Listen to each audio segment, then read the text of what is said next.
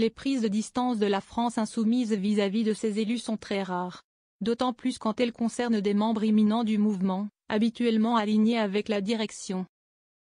Si est dire le caractère singulier du communiqué publié par LFI ce mardi 1er juillet sur X concernant le député Sébastien Delogu. Présent en Algérie pour une visite de plusieurs jours, alors qu'Alger et Paris traversent une crise diplomatique aiguë depuis plusieurs mois, le parlementaire insoumis s'est exprimé de façon personnelle, écrit LFI. Il n'engage ni les groupes parlementaires de la France insoumise, ni le mouvement.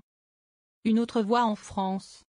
Interviewé par un correspondant de l'AFP, Sébastien Delogu, qui a des origines algériennes, a expliqué ce lundi être venu exprimer le fait qu'il y a une autre voix en France, celle du respect et que quand on s'exprime, on doit parler d'égal à égal. Après avoir échangé avec des députés de l'Assemblée nationale populaire, il a rappelé qu'il y a la mer Méditerranée qui nous lie, il y a notre histoire commune avec le peuple algérien. Des millions de Françaises et de Français se sentent insultés face aux invectives incessantes de certains ministres français, a-t-il affirmé, dans une pique à Bruno Retailleau. Le ministre de l'Intérieur a été accusé nommément par le pouvoir algérien de mener une cabale contre l'Algérie.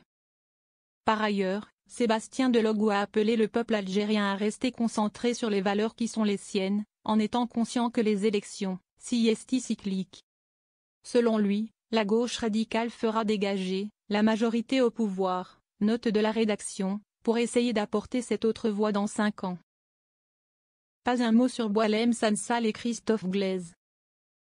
Néanmoins, le député insoumis n'a pas pu être interrogé par l'AFP sur le cas de Boualem Sansal, l'écrivain franco-algérien dont le sort est au cœur de la brouille diplomatique entre l'Algérie et la France. Et dont la condamnation à 5 ans de prison ferme, notamment pour atteinte à l'unité nationale, a été confirmée ce mardi en appel.